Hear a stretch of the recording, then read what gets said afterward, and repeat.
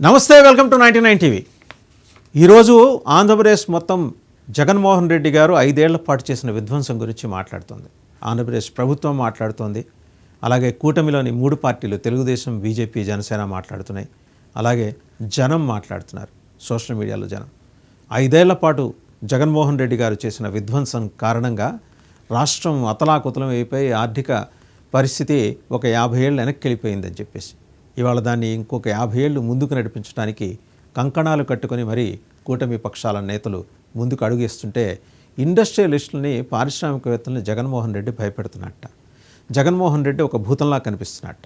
So ఈ జగన్మోహన్ రెడ్డి అనే ఒక అరాచకాన్ని, ఒక దుర్మార్గాన్ని, ఒక దౌర్జన్యాన్ని, ఒక పైశాచికత్వాన్ని, ఒక అలవి మాలిన అన్నింటికి మించి ఏమాత్రం భరించలేని ఒక దుష్ట శక్తిని రాష్ట్రం నుంచి పారదోలితే కానీ లేదా భూస్థాపితం చేస్తే కానీ రాష్ట్రంలో ప్రశాంతత నెలకొనదు అని ముఖ్యమంత్రి చంద్రబాబు నాయుడు గారి ఆయన చాలా బలంగా నమ్ముతున్న విషయం. అదే మొన్న ఈ మధ్య కూడా ఆయన చెప్పారు, ఇలా ఒక భూతాన్ని మేము భూస్థాపితం చేయబోతున్నామని. సో ఈ భూతాన్ని భూస్థాపితం చేయడానికి చేయాలన్న ఆలోచన రావడానికి ఆంధ్రప్రదేశ్ ప్రభుత్వానికి, అంటే కూటమి ప్రభుత్వానికి ఏడాది సమయం పట్టింది. వేరాజ్ మనం ఇంకొక ఆయన గురించి ఇక్కడ మాట్లాడుకోవాలి. యోగి ఆదిత్యనాథ్, ఉత్తరప్రదేశ్ ముఖ్యమంత్రి.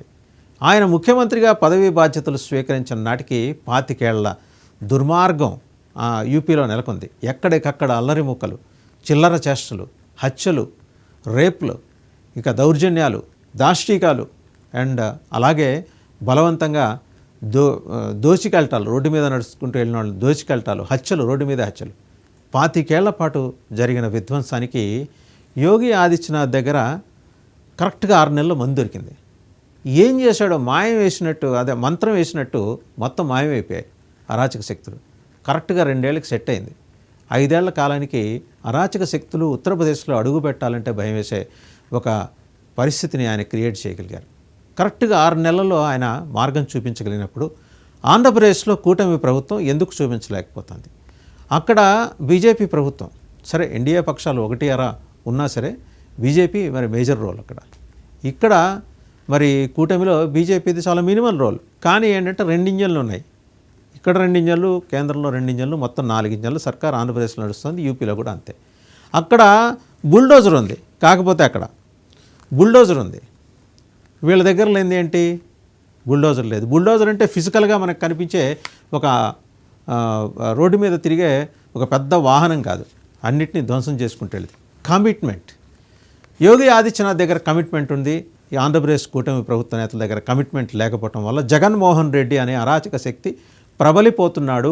ఆయన ఆధ్వర్యంలోని 15,000 అసాంఘిక శక్తుల మూకలు రాష్ట్రంలో విధ్వంసం సృష్టిస్తున్నాయనేది కూటమి ప్రభుత్వం టైమ్ అండ్ అగైన్ చెప్తూ వస్తున్నమాట. ఆయన అక్కడ పేరు మోసిన, అలాగే అసలు పేరు చెబితేనే గడగడలాడే అలాంటి నేరగాళ్ళని ఊచకోత కోయించాడు, ఎన్కౌంటర్ చేయించాడు. మనం ఎందుకు చేయించలేకపోతున్నాం ఇక్కడ ఆంధ్రప్రదేశ్లో? వాళ్ళకున్న లా అండ్ ఆర్డర్ ఏంటి, మనకున్న లా అండ్ ఆర్డర్ ఏంటి? వాళ్ళకున్న నేపథ్యం ఏంటి, భౌగోళిక రాజకీయ నేపథ్యం ఏంటి, మనకున్న భౌగోళిక రాజకీయ నేపథ్యం ఏంటి? పెద్ద తేడా ఉంది. ఈ మాటకు వస్తే ఉత్తరప్రదేశ్ అనేది మినీ భారతదేశం. అక్కడున్నంతమంది ఎంపీలు లోక్సభలో ఇంకెక్కడా ఉండరు. అలాంటి చోట ఆయన శాంతి భద్రతల్ని అధిపాద్యంలోకి తీసుకురాగలిగినప్పుడు మనం ఎందుకు తీసుకురాలేకపోతున్నాం? జనం ఇవాళ కూటమి ప్రభుత్వాన్ని నిలదీస్తున్నారు. 5 ఏళ్ల విధ్వంసం జగన్మోహన్ రెడ్డిది. 5 ఏళ్ల విధ్వంసానికి మన దగ్గర మందు లేదా, మనం చెక్ పెట్టలేమా అని చెప్పేసి జనం గట్టిగా నిలదీస్తున్నారు. ఒక్కసారి యోగి ఆదిత్యనాథ్ ఏం చేశాడో తెలుసుకుందాం. మనం ఏం చేయాలో తర్వాత మాట్లాడుకుందాం. ఆయన గూండారాజు నుంచి గుడ్ గవర్నెన్స్ దాకా యూపీని ఎట్లా ముందుకు నడిపాడు అంటే 2017లో ఆయన పవర్లోకి వచ్చినప్పుడు అక్కడ ఉన్న అప్పటి వరకు నడిచింది గూండాల రాజ్యం. దాని నుంచి యూపీని సంస్కరించి నేరగాళ్ళని, పేరు మోసిన నేరగాళ్ళని ఎన్కౌంటర్లు చేయించి అక్కడి నుంచి తరిమేశాడు. బుల్డోజర్లు పెట్టి నేరగాళ్ళ ఇళ్ళు, వాకిళ్ళు, అలాగే వాళ్ళ ఆక్యుపై చేసుకున్నవన్నీ ధ్వంసం చేసి పారేశాడు. అది దానికి ఒక్కోసారి ఏంటంటే గట్స్ ఉండాలి. ఆ గట్స్ యోగి ఆదిత్యనాథ్కి ఉన్నాయి. ఈరోజు మనకెందుకు లేవు ఆ గట్స్? ఇవాళ జనం ప్రశ్నిస్తున్నారు. నిజమే, జగన్మోహన్ రెడ్డి ఆధ్వర్యంలో 5 ఏళ్ల పాటు విధ్వంసం నడిచింది. అభం శుభం తెలియని డాక్టర్ సుధాకర్ లాంటి వాళ్ళు బలయ్యారు. అలాగే మనం గనక చూస్తే ఒక ఎమ్మెల్సీ గారి డ్రైవర్ని చంపేసి ఆయన ఇంటికి పార్సిల్ పంపించారు. ఇంకా చాలా ఉన్నాయి. అత్యాచారాలేంటి, అఘాయిత్యాలేంటి, అవినీతి ఏంటి, దోపిడీ ఏంటి, యథేచ్ఛగా జరిగిన ఈ దౌర్జన్యాలకి చరమగీతం పాడటం కోసం ప్రజలు ఆల్టర్నేటివ్ ఎత్తుకుంటే కూటమి పక్షాలన్నీ ఒక్క చోట చేరి మొత్తానికి జగన్మోహన్ రెడ్డి మీద విజయం సాధించి 164 సీట్లతోటి ప్రభుత్వం ఫామ్ చేశారు. ఏది బీజేపీ, జనసేన, టీడీపీ. ఎవరి భాగం వాళ్ళది. బీజేపీ తక్కువ 8, జనసేన 100% స్ట్రైక్ రేట్ 21, మరి తెలుగుదేశం 134. మరి ఏది మనం ఎష్యూర్ చేసిన వ్యవహారం ఏది? అక్కడ శాంతి భద్రతలను అదుపులోకి తీసుకొస్తాం, 30,000 మంది మహిళలు మిస్ అయ్యారని చెప్పి సాక్షాత్తు జనసేనాని చెప్పిన మాటలకు సంబంధించి హోంమంత్రి దగ్గర సమాధానం లేదు. హోంమంత్రి అనిత గారి దగ్గర ఏమనంటే ఆమె దగ్గర లా అండ్ ఆర్డర్ లేదు. అక్కడ లా అండ్ ఆర్డర్ సీఎం గారి చేతిలో ఉంది. సరే, లెక్కలు ఏమన్నా డీజీపీ గారి ఆఫీస్లో ఉన్నాయంటే అవి దొరకట్లా. 30,000 మందా? నిజానికి అంతమంది. NCRB national crime records bureau లెక్కలేం చెబుతున్నాయి, స్టేట్ క్రైమ్ రికార్డ్స్ బ్యూరో లెక్కలేం చెప్తున్నాయి, పవన్ కళ్యాణ్ గారి దగ్గర ఉన్న లెక్కలేం చెప్తున్నాయి. వీటన్నిటిని బేరీజ్ వేసుకొని అసలు నిజానికి ఎంతమంది మిస్ అయ్యారు, ఎంతమందిని వెనక్కి తీసుకురాగలిగాం అనేది ప్రభుత్వం ఎందుకు చెప్పలేకపోతుంది? జనం అడుగుతున్నారు అది. అండ్ అలాగే కంపారిజన్ మొదలైంది. అక్కడ ఇక్కడ ఏకస్వామ్య ఏకభావజాలం ఉన్నది. అంటే బీజేపీ భావజాలమే ఇక్కడ ఇన్ఫ్యాక్ట్ ఇక్కడ రూల్ చేస్తుంది ఆంధ్రప్రదేశ్ని కూడా. పేరుకి తెలుగుదేశానికి ఎక్కువ సీట్లు ఉన్నప్పటికీ ఏంటంటే సెంటర్ తోటి పూర్తిగా అనుసంధానింపబడి నా ప్రభుత్వం ఇక్కడ నడుస్తున్నప్పుడు లా అండ్ ఆర్డర్ ఒకటి ఎందుకు మిస్ అవుతుంది? జగన్మోహన్ రెడ్డిని చూసి ఎందుకు అంతగా పోలీసులు వెనక్కి తగ్గే పరిస్థితి? ఈ రోజుకి పోలీసు శాఖలో, పోలీస్ యంత్రాంగంలో జగన్మోహన్ రెడ్డి మనుషులు ఇంకా పనిచేస్తున్నారా? అనుమానాలు రాకపోలేదు. ఒకసారి జగన్మోహన్ రెడ్డి గారి ఆధ్వర్యంలో జరిగిన ఏంటంటే చట్ట వ్యతిరేక కార్యకలాపాలు, లేకపోతే చట్టాన్ని అతిక్రమించి వాళ్ళు చేసిన కార్యక్రమాల గురించి మాట్లాడుకుంటే జగన్మోహన్ రెడ్డి గుంటూరు మిర్చియార్డు దగ్గర మొదలెడితే డాట్స్ కనెక్ట్ చేయాలి. గుంటూరు మిర్చియార్డు ఆయన పర్యటనకి వెళ్ళినప్పుడు జరిగిన గలభ, ఆ రోజు మిర్చి బస్తాలని ఎత్తుకెళ్ళిపోయారు. అలాగే బాగా కొట్లాట్లు కూడా జరిగినాయి. చాలామందిని మరి అదుపులోకి తీసుకున్నారు. మళ్ళీ ఈ మధ్య దాంట్లో జగన్మోహన్ రెడ్డి గారి మీద ఎందుకైనా మంచిదని ఆయన మీద కూడా కేసు పెట్టేసింది ప్రభుత్వం. తర్వాత అక్కడి నుంచి వస్తే అనంతపురం జిల్లా రాప్తాడు. అనంతపురం జిల్లా రాప్తాడులో ఆయన ఏం చేశాడు? ఆయన దిగి అక్కడ ఎవరిదో పరామర్శకు వెళ్ళాడు. పరామర్శకు వెళ్ళినోడు ఒక్కడు వెళ్తే సరిపోయేది, ఏదేదో ర్యాలీ మాదిరి చేసుకుంటూ వెళ్ళాడు. అలా అని కూటమి పక్షాలు చెబుతున్నాయి. అదేంటది, మేము మరి జననాయకుడు ఆయన వచ్చినప్పుడు ఆ మాత్రం రారా అని అంటారు. కాకపోతే కూటమి పక్షాలు చేస్తున్న అభియోగం ఏంటంటే జగన్మోహన్ రెడ్డి దగ్గర 15,000 మంది సాయుధులైన ఒక అసాంఘిక శక్తుల ముఠా ఉంది. వాళ్ళు ఆయన ఎక్కడికి వెళ్తే అక్కడికి వెళ్తుంటారు, వెళ్ళి ఆయన కార్యక్రమాల్లో గలభ సృష్టిస్తుంటారు, అల్లర్లు చేస్తుంటారు, రాళ్ళు విసురుతారు, తలలు పగలగొడుతుంటారు. ఇలా బోల్డన్న అసాంఘిక కార్యకలాపాలకు పాల్పడుతుంటారు.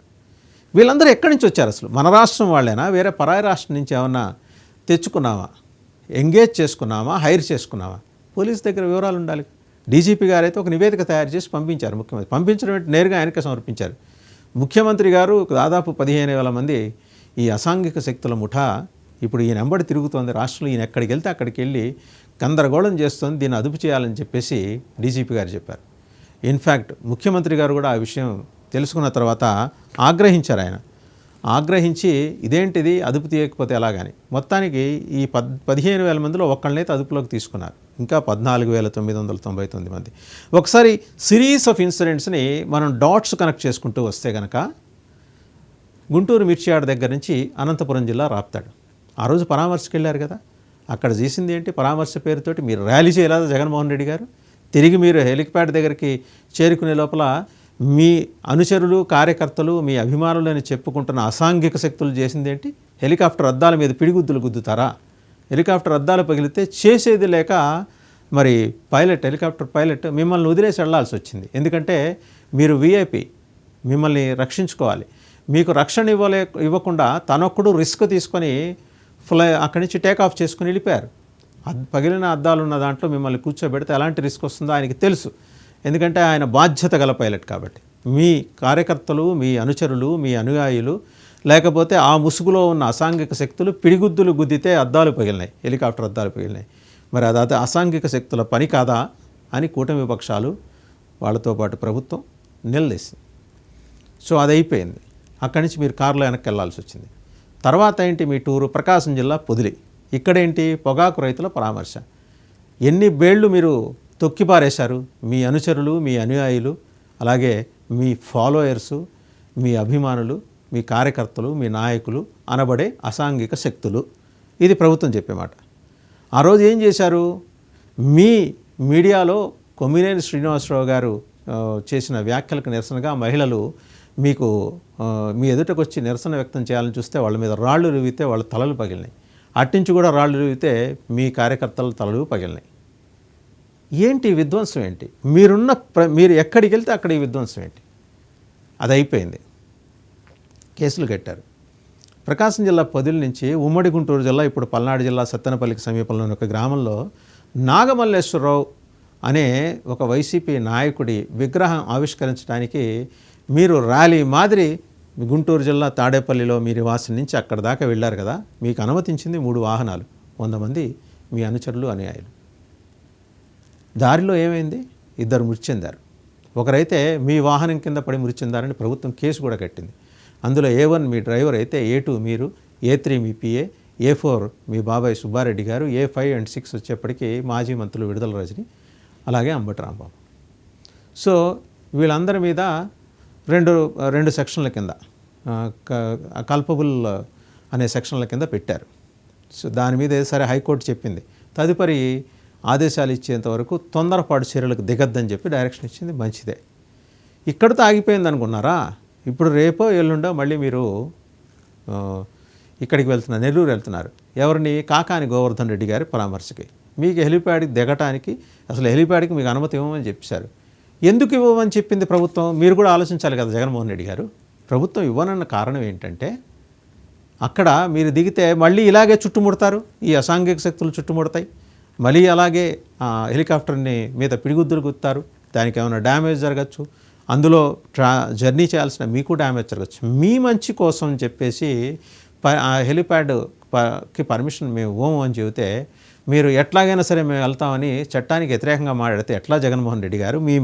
మీ మాజీ మంత్రి, మీ నాయకుడు అనిల్ యాదవ్ గారు అయితే మీరెవరు పర్మిషన్ ఇవ్వడానికి, మేము ఆయన వచ్చి తీరేదే అని. ఇంకాస్త ముందుకెళ్ళినా ఇంకా మిగిలిన మీ నాయకులు ఏమంటారంటే, ఓకే మీరు హెలికాప్టర్ ఆయన రావడానికి పర్మిషన్ ఇవ్వట్లేదు, ఆయన వస్తాడు, అక్కడెక్కడో దిగుతాడు, అక్కడి నుంచి పల్లె వెలుగు బస్సులో ఆత్మకూరు వస్తాడు, ఆత్మకూరు నుంచి అక్కడెక్కడో కాకాని గోవర్ధన్ రెడ్డి గారు ఉంచిన ప్లేస్కి, జైలుకో, అక్కడికి షేర్ ఆటోలో వెళ్తాడు, మీరు ఆపగలరా అని చెప్పి వాళ్ళు ప్రశ్నిస్తున్నారు.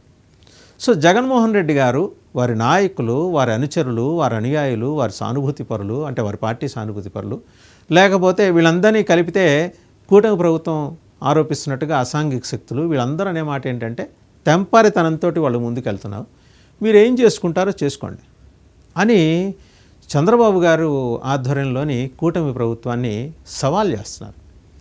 సవాల్ చేస్తున్నప్పుడు మరి ఆ పెద్ద మనిషి ముఖ్యమంత్రి గారికి కోపం రాదా? తేపకి ఈ అసాంఘిక శక్తులు ఏంటి, సవాల్ చేయటం ఏంటి, రాష్ట్రంలో పరిపాలన సవ్యంగా సాగనీరా అని చెప్పేసి ఆయనకి ఆగ్రహం వచ్చింది, కన్నెర్ర చేశారు. అసాంఘిక శక్తుల్ని ఉపేక్షించేది లేదు అన్నారు. ఈ మాట మీరు డే 1 నుంచి చెబుతున్నారు. ఏమైంది? 1 year అయిపోయింది. అసాంఘిక శక్తులు చెలరేగిపోతూ ఉన్నాయి ఆంధ్రప్రదేశ్లో. వాళ్ళందరూ కూడా జగన్మోహన్ రెడ్డి వెంబడి ర్యాలీ చేస్తున్నారు. మరి మీ పోలీసులు నివేదికలు ఇస్తున్నారు, చర్యలు తీసుకోవాలని మీరు ఆదేశాలు ఇస్తున్నారు, ఎక్కడ ఒక సెంటీమీటర్ ప్రోగ్రెస్ కనిపించట్లా. మరి ఎలా అసాంఘిక శక్తుల్ని అదుపు చేయటం? ఒక్కసారి యూపీ ముఖ్యమంత్రి యోగి ఆదిత్యనాథ్కి ఫోన్ చేసి అడిగితే ఆ సీక్రెట్ ఫార్ములా ఏదో ఆయన చెప్తాడు. ఆయన వచ్చిన తర్వాత 2016 నుంచి రాబరీస్ని, దారి దోపిడీలని 85% తగ్గించాడు. దొంగతనాల కేసులు 77% తగ్గిపోయినాయి. మర్డర్స్ 41%, హత్యలు 41% తగ్గిపోయినాయి. అలాగే డౌరీ డెస్, వరకట్న చావులు ఆల్మోస్ట్ నిల్ ఉత్తరప్రదేశ్లో. మరి ఇక్కడ ఏం జరుగుతుంది? 3 ఏళ్ల 5 ఏళ్ల పసిపాపల మీద దగ్గర నుంచి మహిళల మీద అత్యాచారాలు జరుగుతున్నాయి. హోంమంత్రి సాక్షాత్తు మహిళ, మరి ఆవిడేం మాట్లాడలేని పరిస్థితి. లా అండ్ ఆర్డర్ మీ చేతిలో ఉంది. యోగి ఆదిత్యనాథ్ ఏం చేశాడు, ఆయన దగ్గర ఉన్న మంత్రదండం ఏంటి? ఒక మాట ఫోన్ చేసి కనుక్కుంటే చెప్తాడు కదా. అసలు నిజంగా జగన్మోహన్ రెడ్డి ఎంబడి వాళ్ళు ర్యాలీ చేస్తున్నారా, వాళ్ళందరూ అసాంఘిక శక్తులైనా? వెరిఫై చేస్తే తెలిసిపోతుంది. ఆయన ఎన్ని కేసులు పెట్టాడు అక్కడ. మొత్తం సీసీటీవీ, మన దగ్గర సీసీటీవీలు చాలా చోట్ల పనిచేయవు. యూపీలో మొత్తం ఈ రోజుకి అంత పెద్ద ఒక దేశం అంత సైజులో ఉన్న యూపీలో ఈ రోజుకి కూడా సీసీటీవీలు ఎప్పటికప్పుడు ఎక్కడ అనుమానం వస్తే అక్కడ మారుస్తూ ఉంటారు. మొత్తం ట్రేస్ చేయటం, క్రిమినల్స్ మూవ్మెంట్ని ట్రేస్ చేయటం. దగ్గర ఆయన వచ్చిన తర్వాత ఇప్పటివరకు జరిగిన ఎన్కౌంటర్స్ ఎన్నో తెలుసా? 8,000 ఎన్కౌంటర్స్. క్రాక్ డౌన్ మామూలుగా లేదు. 8,000 మంది గూండాలని, రౌడీలని, అసాంఘిక శక్తుల్ని ఎన్కౌంటర్ చేసి పారేశారు. రాష్ట్రంలో శాంతి భద్రతలు ఎలా ఉండాలో నిరూపించి చూపించాడు. గడిచిన 8 ఏళ్ళలో కనుక చూస్తే more than 8,000 encounters resulting in the elimination of 222 criminals and injuries to over 8,118 offenders. 8,000 ఎన్కౌంటర్లు చేస్తే దాంట్లో 222 కరుడుగట్టిన నేరగాళ్ళు మరణించారనమాట. ఆ ఎన్కౌంటర్లో దేవర్ షాట్ డెడ్. 8,118 మంది నేరగాళ్ళు దొరికిపోయారు. వాళ్ళు తీవ్ర గాయాలతో దొరికిపోయారు. ఈ క్రాక్డౌన్, అగ్రెసివ్ క్రాక్డౌన్ వల్ల ఇప్పటి వరకు 80,000 మందిని జైల్లో వేశారు. ఉత్తరప్రదేశ్ ప్రభుత్వం 80,000 మంది నేరగాళ్ళని జైల్లో వేసింది వివిధ కేసుల్లో. 900 మంది ఇండివిజువల్స్ని వాళ్ళు ఎన్ఎస్ఏ కింద వాళ్ళ మీద కేసులు బుక్ అయినాయి. నేషనల్ సెక్యూరిటీ యాక్ట్ కింద, జాతీయ భద్రతా చట్టం కింద 900 మంది మీద. Many of these criminals were either involved in serious crimes or accused of attempting to incite communal violence. మత ఘర్షణలకి పాల్పడిన వాళ్ళు, చాలా అయితే సీరియస్ క్రైమ్స్లో ఇన్వాల్వ్ అయిన వాళ్ళు వీళ్ళలో చాలామంది ఉన్నారు. సో ఇంతగా ఆయన చేసినప్పుడు మొత్తంగా states strict implementation of the gangster act, ఉత్తరప్రదేశ్లో గ్యాంగ్స్టర్ యాక్ట్ అని ఒకటి ఉందండి. అది ఇంప్లిమెంట్ చేయటం వల్ల దగ్గర 14,000 కోట్ల రూపాయల ఆస్తులని ప్రభుత్వం స్వాధీనం చేసుకుంది. ఎవరి ఆస్తులవి? ప్రజల ఆస్తుల్ని ఈ గూండాలు, ఈ అసాంఘిక శక్తులు వాళ్ళు కబ్జా పెడితే ఈ గ్యాంగ్స్టర్ యాక్ట్ పెట్టిన తర్వాత 14,000 కోట్ల రూపాయల విలువైన ఆస్తుల్ని ప్రభుత్వం తిరిగి స్వాధీనం చేసుకుంది. మొత్తం ఈ లా ఎన్ఫోర్స్మెంట్ ఏజెన్సీ 700 కేసులు ఫైల్ చేస్తే అందులో 68 మేజర్ మాఫియా లీడర్స్ మీద ఉన్నాయి. 1,400 మంది గ్యాంగ్స్టర్స్ని వాళ్ళు అరెస్ట్ చేశారు.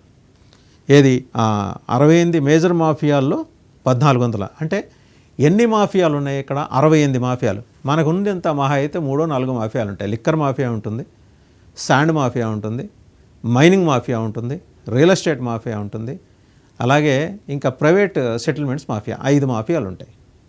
ఈ 5 మాఫియాలతో పోలిస్తే అక్కడ ఉన్నది 68 మేజర్ మాఫియాలు, కరుడుగట్టిన నేరగాళ్ళు.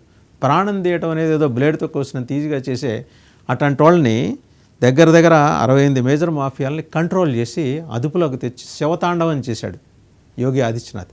మనం ఎందుకు చేయలేకపోతున్నాం? ఆంధ్రప్రదేశ్లో మనం ఐడెంటిఫై చేయలేదా? ఏడాది పాటు మైనింగ్ మాఫియాలని ఇంకా ఐడెంటిఫై చేసే ప్రక్రియలోనే ఉన్నామా? సోషల్ మీడియాలో జనం అడుగుతున్నారు. ఇవాళ రేపు ఏదో ప్రధాన పత్రికల్లో వచ్చే చూసేసి, దూరదర్శన్లో ప్రసారం అయ్యే ప్రభుత్వ వార్తలను చూసేసి జనం ఆగట్లా, అడుగుతున్నారు. అక్కడితో పోలిస్తే మన రాష్ట్రం చిన్నది. అండ్ మనకి అద్భుతమైన పరిపాలనా అనుభవం ఉన్న చంద్రబాబు నాయుడు లాంటి ముఖ్యమంత్రి ఉన్నారు. సీరియస్ కమిట్మెంట్ ఉన్న పవన్ కళ్యాణ్ లాంటి ఉప ముఖ్యమంత్రి ఉన్నారు. వాళ్ళ అనుభవాన్ని, ఈయన కమిట్మెంట్ని ఎవరు క్వశ్చన్ చేయలేరు, వీళ్ళ ఇంటిగ్రిటీని క్వశ్చన్ చేయలేరు. ఆయన ప్రూవెన్ చీఫ్ మినిస్టర్. 3 దఫాలు డెవలప్మెంట్కి బ్రాండ్ అంబాసిడర్గా ఉన్న చంద్రబాబు నాయుడు గారి ఆధ్వర్యంలోని కూటమి ప్రభుత్వం ఈరోజు జగన్మోహన్ రెడ్డి గారి ఆధ్వర్యంలో నడుస్తున్న అసాంఘిక శక్తుల, చెలరేగుతున్న అసాంఘిక శక్తులని ఎందుకు కట్టడి చేయలేకపోతుంది? ఒక యోగి ఆదిత్యనాథ్ చేసినప్పుడు, ఆయన చేయగలిగినప్పుడు మనం ఎందుకు చేస్తున్నాం, ఎందుకు చేయలేకపోతున్నాం? ఆయన దగ్గర బుల్డోజర్ ఉంది. బుల్డోజర్ పేరు కమిట్మెంట్. అంటే ఫిజికల్గా మనకి కనిపించేది కాదు. నేరగాళ్ళ గనక ఎన్కౌంటర్లో చనిపోయినా వాళ్ళని పట్టుకున్న నిర్దాక్షిణ్యంగా వాళ్ళ కొంపల్ని, వాళ్ళు ఆక్యుపై చేసుకున్న వాటిని కూల్చేసే ఒక గొప్ప కార్యక్రమం ఆయన చేస్తున్నాడు. ఆ విల్లు మనకెందుకు లోపించింది? ఇవాళ జనం అడుగుతున్నారు. అండ్ ఇంకా చూస్తే మొత్తం 350 ఆర్మ్ లైసెన్సెస్ని belongs to these mafias have been revoked. మొత్తం లైసెన్స్లన్నీ క్యాన్సిల్ చేశారు. దగ్గర ఈ నటోరియస్ క్రిమినల్స్, వీళ్ళని చూస్తే భయపడే, లైక్ ముక్తార్ అన్సారీ, అతీక్ అహ్మద్, వాళ్ళు తిరిగి కోలుకోలేనంత దెబ్బ కొట్టింది యూపీలోని యోగి ప్రభుత్వం. సరే, 2017కి వస్తే ఉత్తరప్రదేశ్ పోలీస్ ఒక massive short fall of 2 lakh officers. జనరల్గా రిటైర్మెంట్స్ ఇవన్నీ ఉంటాయి కదండి. సో రిక్రూట్మెంట్ డ్రైవ్స్ లేకపోవటం వల్ల ఆ గ్యాప్ కారణంగా that has been reduced to around 50,000 which the latest hiring of 60,000 కానిస్టేబుల్స్ని మళ్ళీ తీసుకున్నారు. మన దగ్గర రిక్రూట్మెంట్ నడుస్తుందా ఆంధ్రప్రదేశ్లో? అండ్ రిక్రూట్మెంట్ నడుస్తున్నప్పుడు రాజకీయాలకు అతీతంగా, అంటే మొత్తం రాజకీయ ప్రభావితమైన రిక్రూట్మెంట్ అనలేం, కానీ ఎంతో కొంత ఇన్ఫ్లుయెన్స్ ఉన్న రిక్రూట్మెంట్ అయితే నడుస్తుంది. లాయల్టీస్ జగన్మోహన్ రెడ్డి వీళ్ళు ఈ డిఎస్పీలు, ఎస్పీలు, ఐజీలు, డిఐజీలు జగన్మోహన్ రెడ్డి మనుషులు. ఈ ఎస్పీలు, ఈ డీజీపీలు, లేకపోతే ఈ డీసీపీలు వీళ్ళు కూటమి పార్టీల మనుషులు. ఏంటిది? పోలీస్ డిపార్ట్మెంట్కి ఒక యూనిఫామ్ ఉంటుంది, వాళ్ళు డీజీపీ ఆధ్వర్యంలో పనిచేయాలి. ఎక్కడికక్కడ లీనియన్స్ తీసుకోవటం, కేసులు కట్టకుండా గుంటూరులో చూసాం. ఒక రౌడీ షీటరు సీఐ ఎదురుగుండా కాలు మీద కాలేసుకుని బిర్యానీ తెప్పించుకొని తింటాడు. మనం వచ్చిన ఏడాదిలోనే ఇది జరిగింది. ఏం చేసాం మనం? ఎందుకు కంట్రోల్ చేయలేకపోయాం అలాంటి మాఫియాని? జనం అడుగుతున్నారు. మొత్తంగా చూస్తే ఇప్పుడు ఇంకొక 28,000 మందిని రిక్రూట్ చేయాలని చెప్పేసి యూపీ ప్రభుత్వం చూస్తుంది. అంటే లా అండ్ ఆర్డర్కి ఆయన ఏ స్థాయిలో ప్రయారిటీ ఇచ్చి రాష్ట్రంలో శాంతి భద్రతలు, మహిళలకి పూర్తి రక్షణ అండ్ మహిళా సాధికారికత. మీరు చెప్పారు కదా, కూటమి ప్రభుత్వం ఇక్కడ అధికారంలోకి వచ్చిన తర్వాత మూడు పార్టీల సిద్ధాంతాలు వేరు, జెండాలు వేరు, ఎజెండాలు వేరు, కానీ సింగిల్ పాయింట్ మిమ్మల్ని కలిపింది. జగన్మోహన్ రెడ్డి అనే ఒక అరాచక శక్తిని నిలువరించాలంటే మనం కలిసి పనిచేయాలి. ఆ అరాచక శక్తి 40% ఓట్లు నా జేబులో ఉన్నాయని చెప్పుకుంటూ తిరుగుతోంది. వెనకాల 15,000 మంది అసాంఘిక శక్తుల నేను మూకల్ లాంటి వాళ్ళని వేసుకొని తిరుగుతుంది. రేపు నెల్లూరులో కూడా దిగచ్చు. అండ్ ఒక పక్క ఆయన చెప్తున్నారు, కోటమిరెడ్డి శ్రీధర్ రెడ్డి గారు, జగన్మోహన్ రెడ్డి హెలికాప్టర్ మేము దిగనీయమని. ఈయన హెలికాప్టర్ కాకపోతే ఇంకెక్కడో ఆగి పక్క స్టేషన్లో ఎక్కడో ఆగి అక్కడి నుంచి షేర్ ఆటోలో వస్తాడు, పల్లె వెలుగు బస్సులో వస్తాడు. మీరు ఆపగలరా అని వైసీపీ నాయకులు ప్రశ్నిస్తున్నారు. ఓవరాల్గా మనకేంటంటే ఈ జరుగుతున్న వ్యవహారం చూస్తే రాష్ట్రంలో శాంతి భద్రతల నుంచి కంపేర్ చేస్తున్నారు. ఏడాది అయింది, హనీమూన్ పీరియడ్ 6 నెలలకు అయిపోద్ది. 6 నెలల తర్వాత అదనపు 6 నెలలు. సోషల్ మీడియా కేసులు తప్పించి సీరియస్ మాఫియా కేసులు ఎందుకు పెట్టలేదు? మాఫియా వాళ్ళని ఎందుకు అదుపులోకి తీసుకోలేదు? ఈరోజు మీరు అధికారంలో రాకముందు నుంచి చెప్తున్నారు, బియ్యం కుంభకోణం భారీ ఎత్తున జరిగింది, ద్వారంపూడి చంద్రశేఖర్ రెడ్డి గారు అందులో ఇన్వాల్వ్ అయినారు. ఏది? కేసు ఏమైంది? విద్యాశాఖలో 25,000 కోట్ల రూపాయల కుంభకోణం జరిగిందని దస్త్రాలు మీడియాకు చూపించి చెప్పారు. కేసులు ఏమైనాయి? ప్రోగ్రెస్ ఏది? జనం అడుగుతున్నారు. సో కంపేర్ చేసుకోండి. అంటే ఇది ఇంత కూటమి ప్రభుత్వానికి, ఇదే ఒక్క నాయకుడికో ఒక్క పార్టీకో సంబంధించిన వ్యవహారం కాదు. కూటమి ప్రభుత్వం ఇవాళ ఆలోచించాలి. జగన్మోహన్ రెడ్డి గారి ఆధ్వర్యంలో మరి జరిగిన 5 ఏళ్ల విధ్వంసానికి ఈరోజు మేము మందేస్తున్నాం, ఇంజక్షన్లు ఇస్తున్నాం అంటే మీరు చేస్తున్నది పైపూతే. జనం అది కోరుకోవట్లా. పూర్తిగా ఇంజక్షన్ చేయాలి, క్రిమినల్స్ని ఏరేసి రాష్ట్రంలో శాంతి భద్రతను పునరుద్ధరించాలి. ఆ తర్వాత ఆటోమేటిక్గా ఈ దయ్యాలు భూతాల భయం లేకుండా పారిశ్రామికవేత్తలు ఆంధ్రప్రదేశ్కి వచ్చి వాళ్ళ మానానాళ్ళు ఇండస్ట్రీస్ సెటప్ చేస్తారు. రాష్ట్రం శాంతి సౌభాగ్యాలతో వెలుసిల్లుతుంది. సో కంక్లూడ్ చేసే ముందు ఒక్కసారి చూస్తే మనం 25 ఏళ్ల విధ్వంసానికి యోగి దగ్గర ఏం మందు ఉందో ఒకసారి ఆయనకి ఫోన్ చేసి కనుక్కోవాలి, లేదా ఆయన దగ్గరికి వెళ్ళాలి, యూపీకి పంపించాలి, ప్రత్యేకంగా ఒక బృందాన్ని పంపించాలి. సరే, ఏపీ విధ్వంసానికి మనం ఇంతవరకు ఎందుకు మెడిసిన్ కనిపెట్టలేకపోయాం అనేది కూడా రివ్యూ చేసుకొని ఆయన అడిగితే ఆయన ఏదో ఒక సొల్యూషన్ చూపించే అవకాశం ఉంది. సో ఇది మొత్తానికి ఏంటంటే విధ్వంసానికి మందు కోసం వెతుకుతున్న ఏపీ ప్రభుత్వానికి ఊతం ఇవ్వటానికి, సాయం చేయటానికి, మాట సాయం చేయటానికైనా సరే యోగి సిద్ధంగా ఉన్నారు. యోగి ఆదిత్యనాథ్ మరి మన కూటమి పెద్దలు ఆయన్ని అప్రోచ్ అవుతారా లేదా వేచి చూడాల్సిన విషయం.